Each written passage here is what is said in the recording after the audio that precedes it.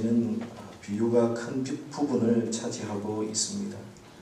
예수님께서 진리를 전달하실 때에 비유라는 방식을 주로 사용하셔서 전달하셨기 때문입니다.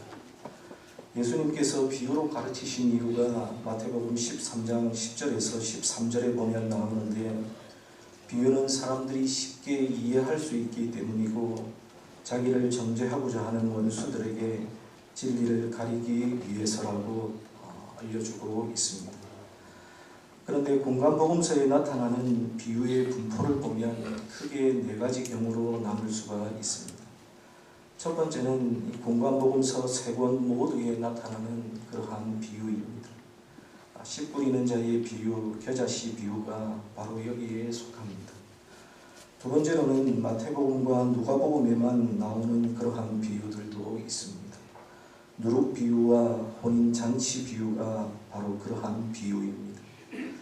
그리고 마태복음에만 나오는 그러한 비유들도 있습니다. 가라지 비유, 감추인 보화 비유, 포도원 품꾼 비유가 바로 여기에 속합니다. 그리고 마지막 네 번째로 누가복음에만 나오는 그러한 비유들도 있습니다.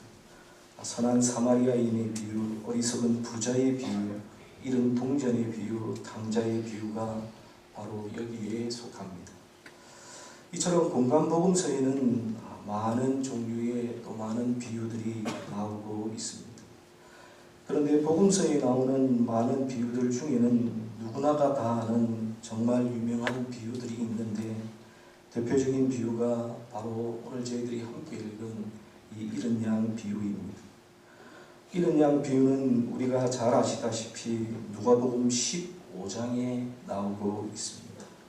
이른 드라크마 비유와 이른 아들의 비유와 함께 이른 양 비유가 누가복음 15장에 기록되어 있다는 것을 우리는 너무나도 잘 알고 있습니다. 그런데 이른 양 비유가 누가복음 15장 말고 다른 복음서에도 기록되어 있는데, 그것이 바로 오늘 우리가 함께 읽은 마태복음 18장에도 이 비유가 동일하게 나오고 있습니다.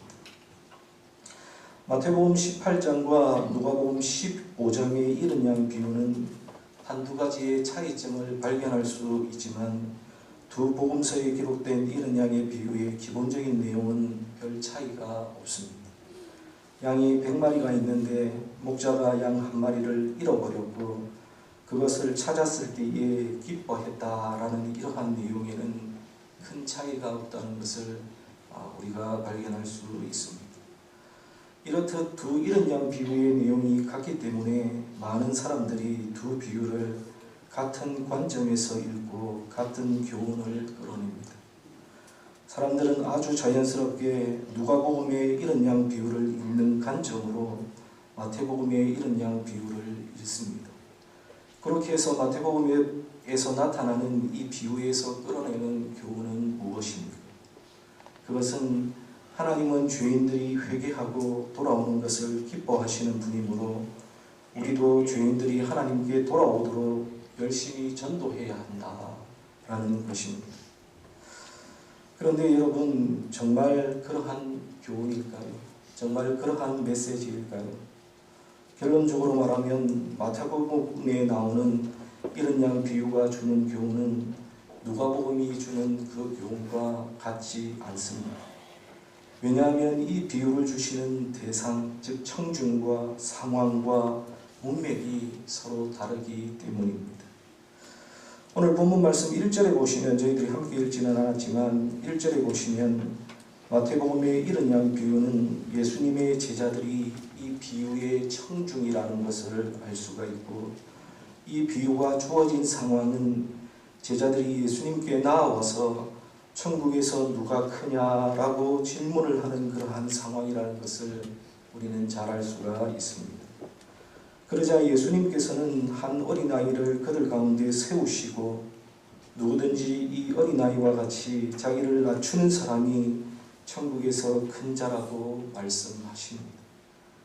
이어서 5절부터는 예수님께서 누가 큰 자인가라고 하는 것에서부터 자기를 믿는 작은 자 하나를 실족해 하는 것으로 그 화제를 바꾸시고, 작은 자 하나를 실족해 하는 것은 매우 심각한 죄라고 하시면서 예수님은 그를 실족해 하는 것보다 차라리 연자맷돌을 목에 달고 깊은 바다에 빠지는 편이 낫다고 말씀하고 계십니다. 또 작은 자 하나를 실족해 하는 범죄의 심각성을 경고하기 위해서 손이나 발이 범죄케 하거든 찍어버리라고 말씀하시고 눈이 범죄케 하거든 그것을 빼어내어 버리라고 엄히 말씀하십니다. 그리고 나서 10절에 보시면 주님께서는 다음과 같이 명령하십니다. 10절에 보시면 삼가 이 작은 자 중에 하나도 업신여기지 말라라고 그렇게 명령하고 계십니다. 바로 이러한 문맥 안에서 이른 양 비유가 등장하고 있습니다. 그리고 14절에 이르면 마태복음의 이른 양 비유의 요점이 나오는 것을 볼 수가 있는데 14절에 보시면 이와 같이 이 작은 자 중에 하나라도 잃는 것은 하늘에 계신 너희 아버지의 뜻이 아니니라 라고 말씀하고 계십니다. 즉 마태복음의 이른 양 비유의 요점은 믿음의 공동체에 속한 작은 자 하나를 잃어버리는 것은 하나님의 뜻이 아니라는 것입니다. 이것은 같은 믿음을 가진 작은 자의 중요성과 함께 작은 자들 중에 한 사람이라도 잃어버리지 않도록 조심해야 한다는 사실을 또한 우리에게 알려주고 계십니다. 그러면 마태복음에서 우리 주님께서 이른 양 비유를 주시고 말씀하신 그 예수님의 의도는 무엇일까요? 제자들은 3년 가까이 예수님을 모시고 가르침을 받아왔음에도 불구하고 여전히 그들은 세상적인 가치관과 관점을 버리지 못했습니다. 그래서 그들은 서로 높은 자리를 탐하고 자리 다툼을 벌였습니다. 그렇게 하는 가운데 그들은 자기보다 부족한 사람들, 여자들, 어린아이들을 은연중에 무시했을 것입니다. 무시당한 사람들 가운데 일부는 마음의 상처를 입고 제자들의 공동체를 떠나거나 그들의 믿음을 포기하기도 했을 것입니다. 예수님은 이런 상황을 안타깝게 여기시고 서로 높은 자가 되려고 다투는 제자들에게 자기를 낮추는 자가 바로 큰 자라고 하시는 천국의 원리를 가르치고자 하셨습니다. 그리고 동시에 보잘것없어 보이는 사람들, 어린 아이들이라도 결단코 무시하지 말고 그들을 소중히 여기는 것이 하늘에 계신 아버지의 뜻이라고 분명히 가르치고자 하신 것입니다. 즉 마태복음에 나오는 이런 양 비유는 소극적으로는 공동체 내에 있는 연약한 형제와 자매를 업신여기지 말라는 것과 적극적으로는 나아가서 공동체 안에 있는 모든 형제와 자매를 서로 존중하고 사랑하라는 것이 바로 이 비유의 핵심적인 내용입니다. 사랑하는 여러분, 그렇습니다. 교회 안에서 자꾸 연약한 자들을 업신여기거나 그들을 실족해 해서는 안 됩니다. 스스로 자기를 높이지 말고 도리어 자기를 낮추고 자꾸 연약한 자들을 소중히 생각해야 합니다. 그런데 오늘날 교회를 보면 많이 배우고 많이 가지고 높은 지위에 있는 사람들이 대접을 받고 있는 것을 우리는 많이 보게 됩니다.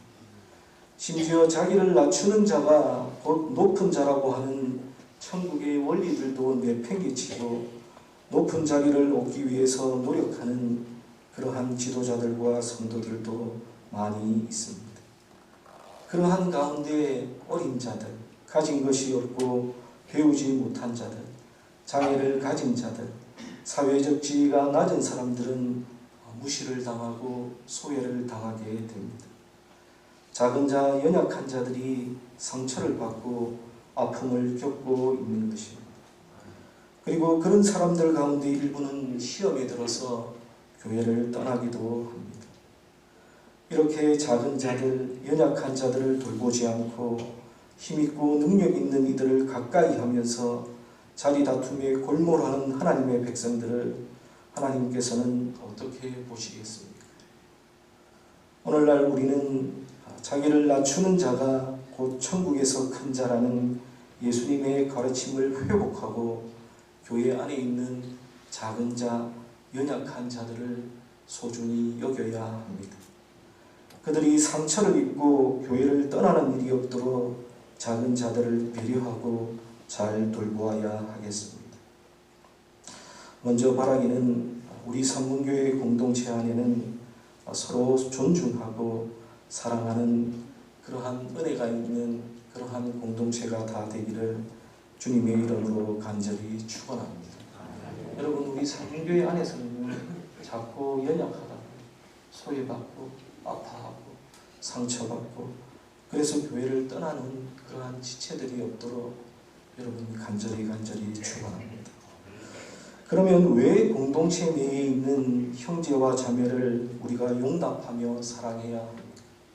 왜 주님께서는 이런 양 비유를 통해서 서로 한 공동체 안에 있는 사람들이 서로 존중하고 사랑하라고 명령하며 가르치고 계십니까? 첫째는 우리는 한 가족이기 때문입니다. 오늘 보면 14절 말씀을 한번 보십시오. 14절 말씀입니다. 우리 14절 말씀을 우리 다 같이 한 목소리로 다시 한번 읽도록 하겠습니다. 이와 같이 이 작은 자 중에 하나라도 잃는 것은 하늘에 계신 너희 아버지의 뜻이 아니니라. 아멘. 14절을 보시면 예수님께서는 작은 자 하나라도 잃어버리는 것은 너희 아버지의 뜻이 아니다라고 말씀하고 계십니다.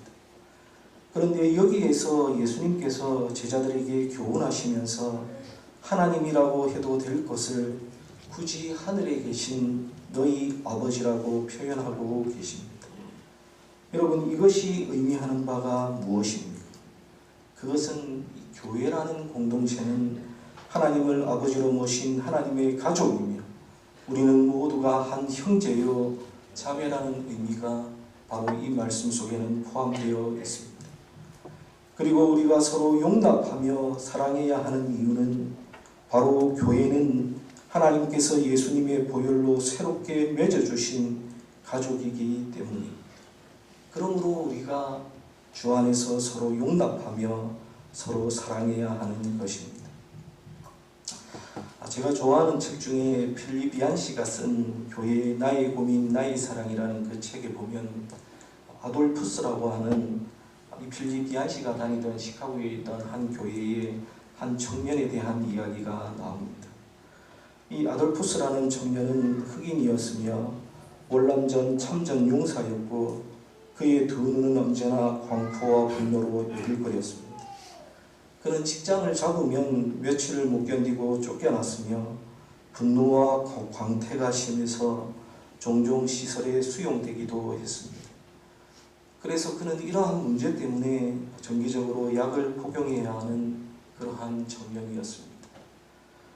그런데 그가 주일 아침에 약을 먹고 교회에 오면 그럭저럭 견딜만 했지만 정반대의 경우, 즉 그가 약을 먹지 않고 교회에 오는 날에는 교회가 일대 소동을 각오해야 할 정도였습니다.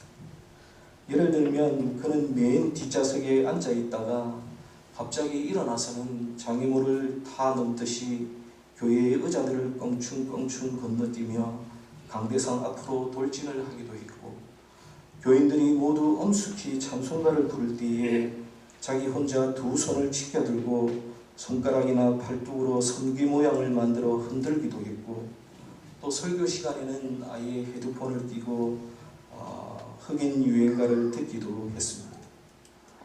그리고 이 교회에는 예배 시간에 우리의 기도라는 기도 순서가 있는데 이 기도 시간에는 회중 모두가 일어서고 아무나 한 사람씩 세상의 평화나 아픈 사람들의 치유, 그 지역의 공동체의 정의를 위해 기도하면 나머지 회중들은 다 같이 주여 우리의 기도를 들으소서라고 화답을 하는 그러한 기도의 순서가 있다고 합니다.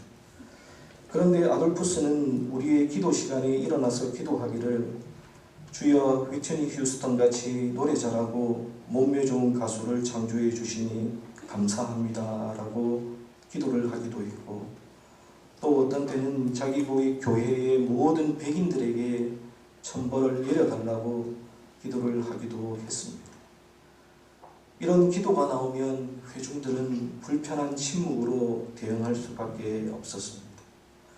한 번은 이 필리비안 씨가 인도하는 성경 공부 시간에 그가 참석했다가 갑자기 자리에서 벌떡 일어나 말하기를 기관 총 한 자루만 있으면 이 방에 있는 모든 인간들을 다 총으로 쏴 죽일 텐데 라고 말하기도 해서 다른 사람들의 말문을 막기도 했다고 합니다.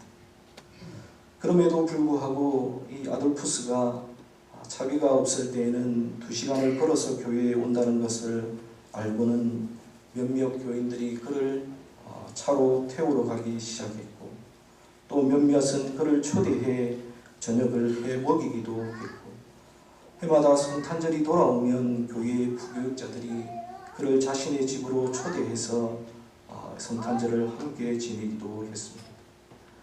성도들의 돌봄으로 인해서 결국 그는 잠잠해졌고 그는 발작이나 광태가 시작될 것 같으면 교인들을 불러서 도움을 청하기 시작했고 결국에는 결혼을 해서 아내까지 얻게 되었습니다.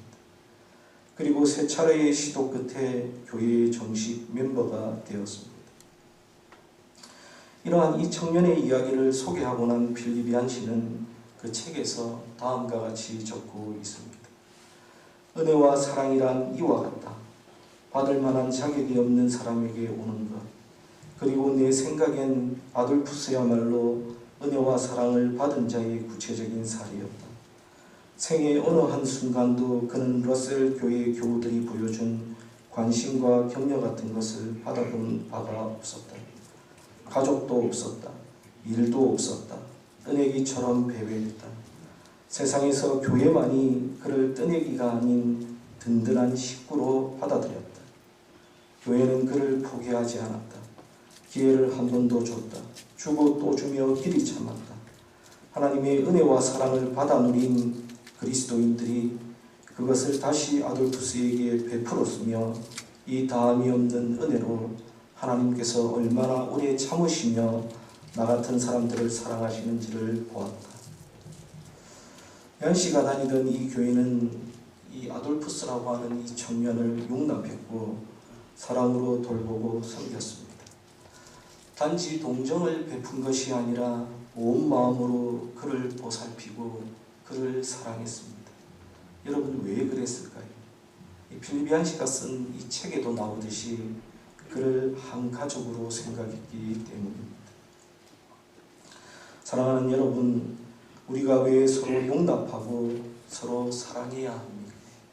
왜 우리 공동체 안에서 서로가 서로를 용납하며 사랑해야 합니까? 그 이유는 바로 우리는 예수의 피로 맺어진 한 가족이기 때문입니다. 우리가 한 가족이기 때문에 우리 교회 공동체 안에서 서로 용납하며 사랑해야 합니다. 둘째는 서로 용납하고 사랑하는 것이 하나님의 뜻이기 때문입니다. 14절의 말씀을 다시 한번 보시겠습니다. 14절에 보시면 작은 자 중에 하나라도 잃어버리는 것은 하늘에 계신 너희 아버지의 뜻이 아니다 라고 말씀하고 있습니다. 즉 공동체 안에서 약한 자를 용납하고 사랑하는 것이 하늘 아버지의 뜻이라는 그러한 의미입니다. 여러분 우리가 성경을 읽을 때에 성경에서 제일 가는 계명이 무엇입니까? 10계명이 우리에게 알려주는 것이 무엇입니까? 예수님의 가르침의 핵심이 무엇입니까? 서로 다른 이 질문에 대한 대답은 결국 하나입니다. 마태복음 22장 37절에서 40절 말씀에 보시면 다음과 같이 말씀합니다. 예수께서 이르시되 내 마음을 다하고 목숨을 다하고 뜻을 다하여 주 너희 하나님을 사랑하라 하셨으니 이것이 크고 첫째 되는 계명이요 둘째도 그와 같으니 내 이웃을 내 자신같이 사랑하라 하셨으니 이 두 계명은 온 율법과 선지자의 강령이니라 라고 말씀하고 있습니다. 여러분 그것은 바로 하나님 사랑과 이웃 사랑입니다. 즉 구약이 우리에게 가르치고 예수님께서 이 땅에서 가르치시고 몸소 보이신 것이 바로 하나님 사랑이고 이웃 사랑이라는 말입니다. 나아가 사도 요한은 하나님 사랑과 이웃 사랑은 서로 밀접하게 연결되어 있다고 말했습니다. 하나님을 사랑하는 자는 형제와 자매를 사랑하게 되고 형제와 자매를 사랑하는 자만이 하나님을 사랑할 수 있다고 했습니다. 우리는 교회가 유대인과 이방인을, 남자와 여자를, 노예와 자유인을 예수의 발 앞에 동등하게 불러 모은 세계 역사상 최초의 기구라는 그러한 사실을 우리는 항상 기억해야 합니다. 신약 성경에서 사도행전과 그 이후의 성경들을 여러분 한번 떠올려 보십시오. 초대교회 그리스도인들은 여러 종류의 담을 허물었던 것을 우리는 볼 수가 있습니다. 여타의 다른 종교들과는 달리 그리스도인들은 남자와 여자들을 똑같이 받아들였습니다.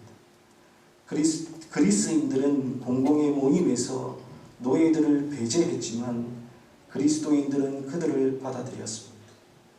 유대인들은 성전에서 예배할 때에 예배자를 인종과 성으로 차별하며 구분했지만 그리스도인들은 그들을 주님의 식탁에 다 같이 불러 앉혔습니다. 거의 남자들로만 구성된 로마의 귀족 정치 체제와는 반대로 초대교회는 여자와 가난한 자들에게도 지도자의 역할을 위임했습니다. 교회는 태생적으로 그 시작부터 서로 사랑하고 용납하는 공동체였습니다. 여러분, 왜 그럴까요? 왜 교회가 시작되는 이 시점부터 서로가 사랑하고 서로가 용납하는 공동체가 되었을까요? 그것은 오늘 본문 14절의 말씀처럼 그것이 바로 하늘에 계신 우리 아버지의 뜻이기 때문입니다. 사랑하는 여러분, 하나님의 뜻을 행하기 위해서 거창하고 굉장한 수련이나 고된 고행을 할 필요가 없습니다. 아니면 성경의 놀라운 해석과 신학적인 발견을 위해서 노력할 필요도 없습니다. 단지 우리 주변에 있는 연약한 자들, 작은 자들, 그리고 여러분들 주변에 있는 모든 자들을 용납하고 사랑하는 것, 바로 그것이 하나님의 뜻을 행하는 것이라는 것을 여러분 기억하시기를 바랍니다. 여러분들의 주위를 한번 둘러보십시오. 여러분 아까 예배드리기 전에 앞뒤 이렇게 둘러보시면서 인사하셨는데 여러분들 눈에 보이는 그들, 여러분들 옆에 앉아있는 그들을 용납하며 사랑하는 것이 바로 하나님의 뜻이며 하나님의 뜻을 행하는 것이라는 사실을 여러분 믿으시기를 바랍니다. 그리고 셋째는 서로 용납하고 사랑해야 우리의 기도가 막히지 않기 때문입니다. 오늘 함께 읽은 본문은 아니지만 조금 내려와서 19절과 20절의 말씀을 한번 보십시오. 마태복음 18장 19절과 20절의 말씀입니다. 19절과 20절의 말씀을 우리 다 함께 읽도록 하겠습니다. 진실로 다시 너희에게 이르노니 너희 중에 두 사람이 땅에서 합심하여 무엇이든지 구하면 하늘에 계신 내 아버지께서 그들을 위하여 이루게 하시리라. 두세 사람이 내 이름으로 모인 곳에는 나도 그들 중에 있느니라. 여기에 보면 두세 사람이 합심하여 기도할 때에 하나님께서 들으신다고 하는 그러한 말씀이 있습니다. 여러분, 이것이 무슨 의미입니까? 공동체가 서로 다툼이 있고 서로 미워하고 연약한 자를 업신여길 때에는 한 마음으로 기도할 수 없고 그렇게 하는 기도는 하나님께서 기뻐하시지 않는다는 그러한 의미입니다. 즉 믿음의 공동체가 서로 용납하고 사랑할 때에 드리는 기도를 하나님께서 기뻐 받으시고 들으신다는 그러한 의미입니다. 그래서 마태복음 5장 23절과 24절에 보시면 예물을 제단에 드릴 때에 형제에게 잘못한 것이 생각나거든 제물을 제단 앞에 두고 먼저 가서 형제와 화목하고 예물을 드리라고 우리 주님께서는 말씀하셨습니다. 우리가 서로 용납하고 사랑해야 할 실제적인 이유는 바로 우리의 기도가 막히지 않으려고 하는 그러한 실제적인 이유가 있는 것입니다. 여러분, 그렇습니다. 기도는 우리가 생각하는 것처럼 단순히 우리가 부르짖고 하나님은 응답하시는 그러한 기계적인 과정이 절대로 아닙니다. 기도는 나와 하나님과의 관계이며 하나님과의 사귐입니다. 하나님과 내가 좋은 관계를 맺고 있으면 기도는 저절로 응답이 되지만 하나님과 내가 맺고 있는 관계가 좋지 못하면 하나님의 응답은 절대로 임할 수가 없는 것입니다. 하나님 사랑이 형제 사랑이고 형제 사랑은 하나님 사랑과 이어져 있다고 말씀하는데 형제와 화목하지 못하는데 우리의 기도가 어떻게 술술 풀릴 수가 있겠습니까? 그러므로 우리의 기도가 막히지 않으며 하나님께 응답받는 기도가 되려면 먼저 우리가 하나님을 사랑할 뿐만 아니라 우리의 형제와 자매를 사랑하시는 저와 여러분들이 먼저 되시기를 바랍니다. 우리의 연약한 형제와 자매를 사랑해야 하는 이유가 바로 이러한 기도 생활을 위해서라는 사실임을 늘 기억하시기를 바랍니다. 설교를 정리하겠습니다.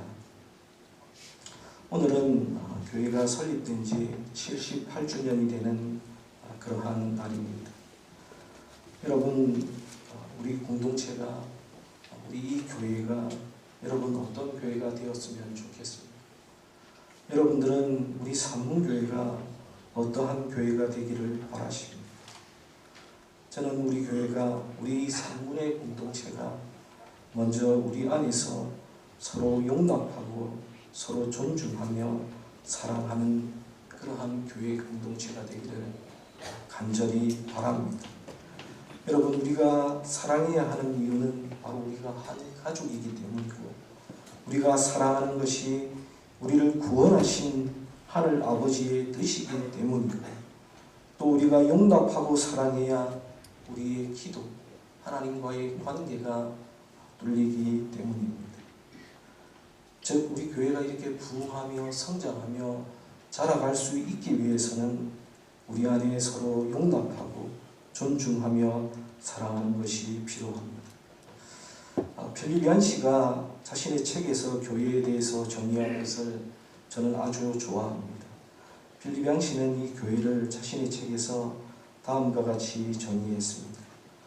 교회는 아무리 낮은 자라도 존귀하신 하늘 아버지 때문에 한없이 높임을 받는 곳이며 아무리 높은 자라도 존귀하신 주님 앞에 낮아지는 곳, 모두가 하늘 아버지 앞에서 동등하게 되는 것이 교회이다 라고 정의했습니다.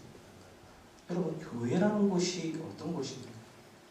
하나님 때문에, 하나님 앞에 서 있기 때문에 세상에서 아무리 높은 자라도 이 교회에 오면 하나님 앞에 서게 되면 낮아질 수밖에 없잖아요. 높은 자들이 낮아지게 돼요.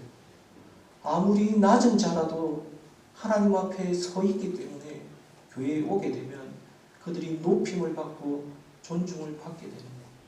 그래서 하나님 앞에서 모든 존재가 동등한 존재가 되는 거예요.